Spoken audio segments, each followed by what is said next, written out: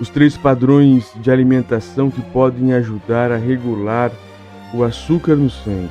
Olha que interessante essa matéria que hoje vamos ler da BBC News, lá do mundo, BBC World, que veio aqui para a BBC Brasil, da Anália Loretti, 24 de novembro de 2023. Não é um artigo tão novo, na verdade não tem nem um ano, né? Ainda é novo sim.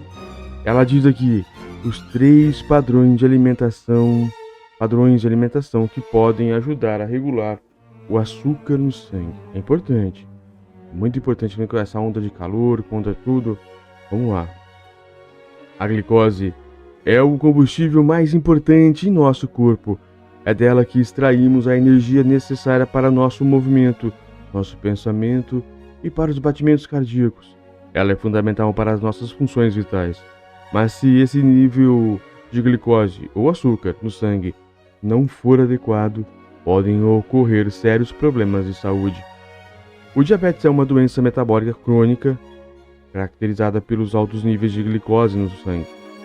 Com o tempo, ele causa danos graves ao coração, aos vasos sanguíneos, aos olhos, rins e nervos. O tipo mais comum é o diabetes tipo 2, geralmente presente nos adultos.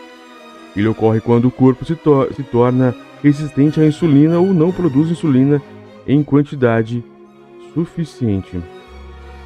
Produzida pelo pâncreas, a insulina é responsável por controlar os níveis de glicose no sangue. A Organização Pan-Americana de Saúde, a OPAS, estima que 62 milhões de pessoas em todo o continente americano vivam com diabetes tipo 2. Esse número triplicou na região desde 1980 e estima-se que atingirá 109 milhões em 2040, segundo o Atlas da Diabetes. A incidência da doença aumentou com mais rigidez nos países de renda baixa, de média baixa e que os países de renda alta. O dia 14 de novembro marca o Dia Mundial da Diabetes, e foi quando ela publicou esse artigo. É importante agora também, em setembro de 2023. Mas o que comer? Quais alimentos devemos consumir ou não para ajudar a manter regulado o nível de açúcar no sangue? Para saber essa resposta, a BBC News Mundo ou World, o serviço espanhol da BBC conversou com Clara Eugênia Pérez Gualdarón, vice-presidente da Associação Latino-Americana de Diabetes, a ALAD, e professor da Faculdade de Medicina da Universidade Nacional da Colômbia. Confira abaixo as orientações da especialista. A pergunta da BBC: por que é preciso manter os níveis de açúcar no sangue sempre regulados? Clara Eugênia Pérez Gualdarón responde: Alguém pode pensar que se você comer açúcar, a glicose no sangue aumenta, mas não é assim. Nós temos um desregulador hormonal enzimático complexo que faz com que a glicose se mantenha em níveis ideais 24 horas por dia. Mas é importante mantê-la regulada, ou seja, fazer com que não suba muito nem caia em excesso. Este é o problema que costumam ter pacientes com diabetes. Se alguém tiver glicose muito alta por longos períodos, ela produz substâncias tóxicas no corpo que, com o tempo, prejudicam o organismo. Por exemplo, os pequenos e grandes vasos sanguíneos. Um paciente com diabetes e hiperglicemia crônica pode chegar a perder, por exemplo, a função dos olhos e dos rins. Ele poderia até sofrer amputações, são as complicações crônicas da diabetes. E o nível mais baixo de açúcar no sangue pode levar à morte do paciente em questão de segundos. Por isso não é bom ter glicose alta nem muito baixa. No diabetes temos os limites que definem os níveis saudáveis de glicose. Sabemos, por exemplo, que em jejum, por um período de 6 a 8 horas, devemos ter a glicose em cerca de 100 mg por decilitro ou menos. E depois de comer, ela não deve superar 140. Se ultrapassar essas marcas, existe algum problema? Pergunta da BBC: existem alimentos que ajudam a regular o nível de açúcar no sangue? Pérez Gualdarón responde: existe um padrão de alimentação saudável.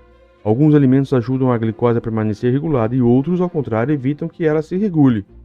O padrão de alimentação saudável inclui 3 componentes fundamentais: consumir frutas e verduras, 2. eliminar os alimentos concentrados com açúcar e 3. reduzir os alimentos que contêm muita gordura saturada e substituí-los pelos que contêm gorduras monoinsaturadas. Alimentos que podem consumir e regulam muito bem a glicose são os alimentos ricos em fibras, como o farelo de trigo. E é preciso também consumir muitos líquidos. O roteiro é este. A BBC pergunta: quais são essas frutas e verduras e quanto deveríamos comer? Pérez Guadron responde: coma quantos legumes e verduras puder. Nós nunca abusamos das verduras e legumes, mas as frutas sim, nós abusamos, especialmente na América Latina, pois a região é rica em árvores frutíferas. É preciso comer as frutas em porções. A recomendação ao paciente é a fórmula 3-2. 3 porções de verdura e 2 porções de fruta por dia. Olha que interessante. A recomendação para o paciente é a fórmula 3-2, quando se trata em frutas e verduras. 3 porções de verdura e 2 porções de frutas por dia. Ou o contrário, 3 frutas e 2 verduras. Geralmente, na forma estabelecida na nossa alimentação na América Latina, incluímos frutas no café da manhã. No meio da manhã, comemos frutas. E no da tarde também voltamos a comer frutas. Já as verduras são destinadas ao almoço e ao jantar. O segredo é comer verduras de 3 cores diferentes em cada porção, porque assim estamos oferecendo ao corpo um complexo de vitaminas, sais minerais e microelementos contidos nesses alimentos. As pessoas às vezes são monotemáticas e começam a comer banana. É a fruta preferida dos latino-americanos, mas a banana justamente tem uma quantidade de açúcar maior que as outras frutas. A maior parte das frutas tem 10% de glicose, ou seja, em 100 gramas de fruta há 10% de glicose. E outras que têm 20%, como a banana, enquanto outras têm 5%, como a tangerina. Se alguém comer 4 tangerinas, é como se comesse uma banana, uma porção de açúcar. BBC pergunta: quais são os alimentos que concentram muito açúcar? Pérez Guadron responde: em muitos lugares toma-se café com leite de manhã e acrescenta-se açúcar. É preciso eliminar esse açúcar que adicionamos. Quando o paciente diz, abre aspas, mas o café é amargo, recomendo um substituto, um adoçante, por exemplo. Esse adoçante pode ser calórico ou não calórico. Usar um adoçante calórico faz com que a glicose aumente, por isso recomenda-se um adoçante não calórico. Mas exames demonstram que adoçantes não calóricos prejudicam a flora gastrointestinal e isso tem 3 consequências importantes para o corpo. A flora intestinal serve para garantir a imunidade do corpo, regular o peso corporal e favorecer a produção de neurotransmissores associados à felicidade, para que as pessoas se sintam bem. Como digo aos meus alunos, muitos permanecem gordos, tristes e com gripe. Por quê? Porque não tem bactérias, elas são eliminadas com adoçante não calórico. Muitos refrigerantes são adoçados com adoçantes não calóricos, que destroem nossa flora gastrointestinal. E também é alto o consumo de líquidos açucarados como sucos. Existe um exemplo clássico para essa questão. O que é mais doce, um morango ou uma batata? Todos respondem que é o morango, mas qual dos dois tem mais açúcar? 100 gramas de morango tem 5% de açúcar, e 100 gramas de batata, ou uma batata grande, tem 20% de açúcar. Se você fizer um suco, o açúcar do morango fica solúvel e pode ser absorvido com mais rapidez, de forma que é melhor comer o morango inteiro. Por outro lado, a batata cozida inteira levará algum tempo para ser digerida, por isso o açúcar do sangue não irá subir tão rapidamente. E existe o que chamamos de higiene nos hábitos de alimentação. Isso significa comer acompanhado na hora certa, sentado e com a quantidade de mastigação necessária.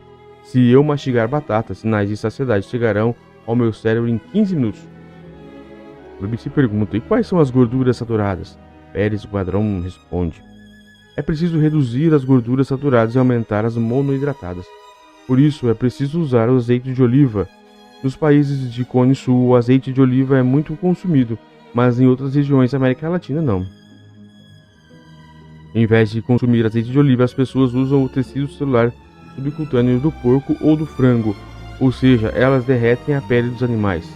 A banha animal é uma gordura saturada. Toda gordura que é sólida a temperatura ambiente tem alto teor de ácidos graxos saturados e em alta concentração no nosso sangue.